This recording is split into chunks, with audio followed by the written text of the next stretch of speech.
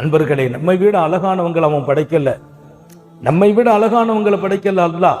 அவன் படைச்சவங்களே ரொம்ப அழகு நம்ம தான். வானத்தை விட பூமியை விட அனைத்து படைப்புகளை விட அழகான படைப்பு. நான் கருப்பா இருக்கிறேனோ, வெள்ளையா இருக்கிறேனோ, சிவப்பா இருக்கிறேனோ, மஞ்சளா இருக்கிறேனோ அதல்ல, அழகான படைப்பாக நாம் படைக்கப்பட்டோம். இதை விட வேறு என்ன அவன் செய்ய வேண்டும்?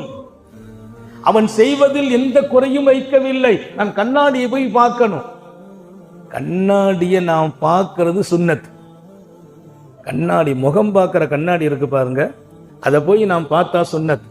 நான் எங்க போனாலும் ஒழுவு செய்துட்டு கண்ணாடி இருக்கான்னு தேடுவேன். சில பேர் பள்ளிவாசல்ல கொண்டு கண்ணாடி வச்சிருக்காங்களேன்னுப்பாங்க.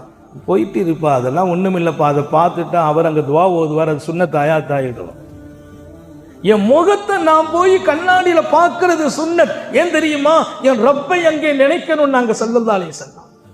கண்ணாடிங்கிறது சும்மா அழக ரசிக்கிறதா? கண்ணாடிக்கு முன்னால போய் நின்று சொல்லணுமா, அல்லாஹும்ம ஹஸ்ஸின் ஹுல்கி கமா ஹஸ்ஸன்த ஹல்கி. யா அல்லாஹ், எவ்வளவு அழகா என்ன படைச்சிருக்க. நான் சொல்லணுமா, எவ்வளவு அழகா என்ன நீ படைச்சிருக்க. யார புகழ்றான்? என்ன குறைய அல்லாட்ட போய் நீங்க சொல்ல முடியும்? என்ன குறைய வச்சாம சொல்றதுக்கு? இல்லை எனக்கு காசை கொடுக்கல, எனக்கு அதை கொடுக்கல, இதை கொடுக்கல. நான் சொல்றேன், கொடுக்காத போற ஒரு பட்டியலை போடு, அவன் கொடுத்ததை இன்னொரு பட்டியல் போடு.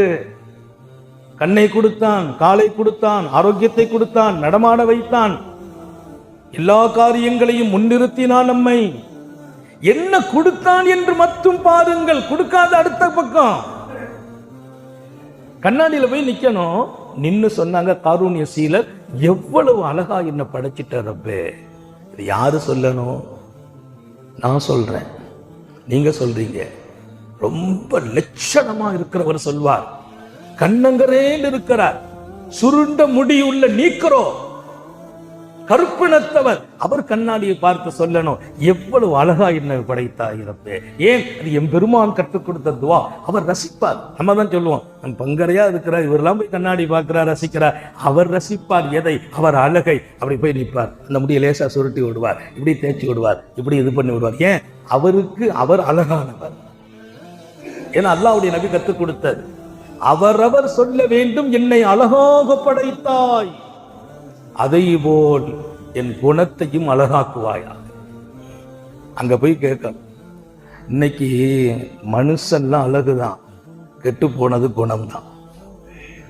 ஆளை பார்த்தா வெள்ளையும் சொல்லியமா இருப்பார், நீட்டா இருப்பார். அவரா ஆகாம்பா. வீட்டுல போய் கேட்டா, இந்த மனுஷன் இந்த வீட்டுல இருக்கிற வரைக்கும் பிரச்சனைங்கிறாங்க. ஆளு நீட்டா தான் இருக்கிறாரு, குணம்தான் அசிங்கமா போச்சு.